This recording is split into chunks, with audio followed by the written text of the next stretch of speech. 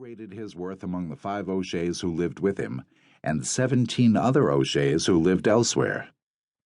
"Those of you who did not flunk simple arithmetic will therefore see," said Uncle Slater to the 5 O'Sheas in residence as he waved the will heartily like a flag, "that my deceased will, automatically and ipso facto, divide my estate into 22 equal parts. The advantages to all must be evident. So long as I remain in a state of animation, there is enough to support the 6 of us under this roof in freedom from reasonable want. Were I to pass on, however, the butchered bits of my estate would scarcely suffice to support any one of you for more than a year or so. I see that you grasp the unpleasant consequences of my demise. Each of you would be reduced to the alternatives of 1. Working, 2. Stealing, 3. Starving, or 4. Finding another sucker. I agree in advance that the first of these alternatives is too far-fetched to be seriously considered. The third is almost, but not quite, as bad. The second is a possibility, but I would not recommend it. The fourth, I grant, seems the most attractive.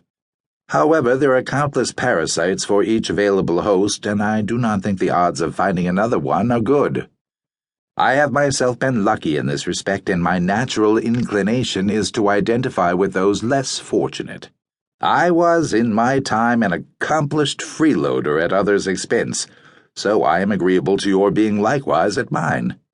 In short, let's all relax and enjoy the fruits of my dear Millie's first husband's labors, and take very, very good care of Uncle Slater. Any questions?" "I don't have a question," Princess O'Shea said firmly. "I have an announcement, which is that I'm working 6 days a week in a drugstore for pay, Uncle Slater. I know I get that weak gene from my mother's side, and I apologize.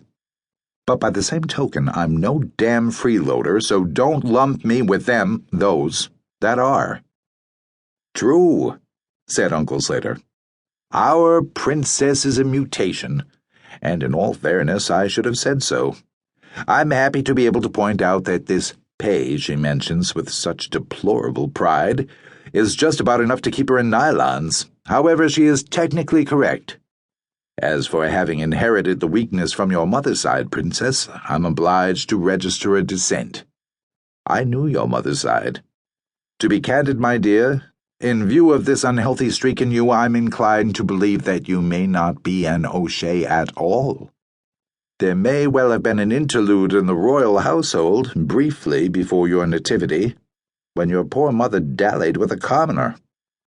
This being sheer speculation, Princess O'Shea disdained to defend her legitimacy, morganatic or otherwise. Such considerations had never seemed to her of any consequence.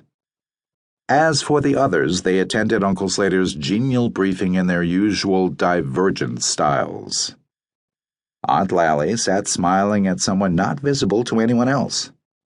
This effect, which she achieved by staring intently at an uninhabited part of the room, was not one of her more endearing accomplishments. It tended to raise goose pimples on the uninitiated.